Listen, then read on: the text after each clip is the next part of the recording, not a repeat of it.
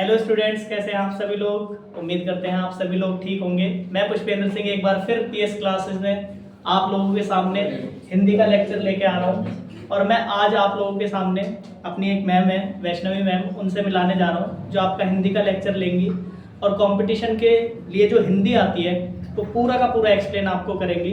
तो बिना किसी लेट के आइए बुलाते हैं वैष्णवी मैम को। आ जाइए वैष्णवी मैम एक बार। Hello ma'am. हेलो। तो ये हमारी वैष्णवी मैम है जो आपको हिंदी के बारे में बताएंगी। ये लीजिए, बता दीजिए क्या है।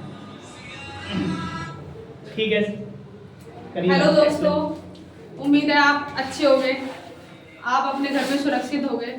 आज मैं आपको हिंदी का लेक्चर दूंगी। ठीक है, आज मैं आपको सिर्फ सिलेबस बताऊंगी, क्या आता है एग्जाम्स में, ये सब आपसे डिस्कस करूंगी। हालांकि सब एग्जाम में नहीं आता है, कुछ एग्जाम में हिंदी आ जाती है, तो इसलिए हम हिंदी में भी फोकस कर लेंगे तो ज़्यादा बेहतर रहेगा। जैसे कि मैंने हिंदी को डिवाइड में 5 पार्टों में डिवाइड किया है हिंदी को। ठीक है, जैसे पहला है हमारा हिंदी इतिहास, दूसरा है हमारा व्याकरण और तीसरा शब्द भंडार। इंग्लिश में इसको आप देख लेना क्या कहते हैं। और चौथा है आपका गद्यांश। ठीक है, और बाकी जो भी सब कुछ बचा हुआ है, जैसे कुछ एक्स्ट्रा क्वेश्चन आ जाते हैं कि नहीं समझ आता है कौन से सिलेबस से आया है, कौन से चैप्टर से आया है, वो सब हम पढ़ेंगे अन्य में। ठीक है, अभी मैंने कुछ के टॉपिक्स लिख दिए हैं और कुछ के नहीं लिखे हैं। आप टेंशन मत लेना, पढ़ाया सब जाएगा जो सिलेबस में आने के लिए है और जो एग्जाम में आते हैं। अपडेट भी आपको मिलती रहेगी।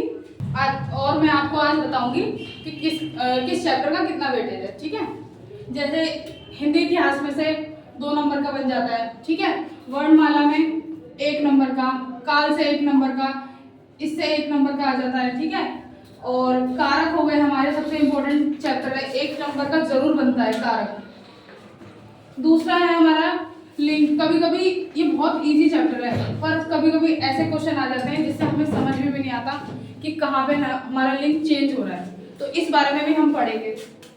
उपसर्ग प्रत्यय, बच्चे ज्यादातर इस चैप्टर से डरते हैं, पर मैं आपको ऐसा पढ़ाऊंगी कि आपको एक बारी में बहुत अच्छे से समझ आएगा। दूसरा है देखो पर्यायवाची। देखो ये सब आपका याद करने का टॉपिक है, आप याद करोगे जितना उतना आपको अच्छा रहेगा। और मैं तो कहती हूँ क्लास शुरू ना हो उससे पहले आप याद करो, रोज 5-5 करो। एक साथ नहीं याद होंगे, ये बात याद रखना। 5-5 याद करो। जैसे 5 आज आपने विलोम शब्द कर लिए, 5 आपने पर्यायवाची कर लिए। अनेकार्थी भी बहुत आते हैं, बहुत ऐसे शब्द भी आ जाते हैं कि हमने सुने भी ना हो। दूसरा गद्यांश से 4 नंबर का भाई जरूर आता है। 4 नंबर का क्यों आता है? क्योंकि वो एक साथ पैराग्राफ में होता है, उसमें आपको फिल करना होता है कि इसमें कौन सा वर्ड आ सकता है। अब ये आप तब कर पाओगे जब आपने ये सब पढ़ा होगा। ठीक है, ये आपने सब पढ़ा होगा तब आप ये कर पाओगे।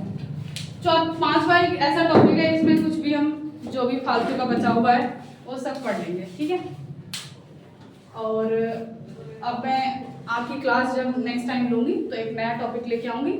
और आप होप मैं करती हूँ कि आप मेरी वीडियो का इंतज़ार करेंगे। Thank you so much.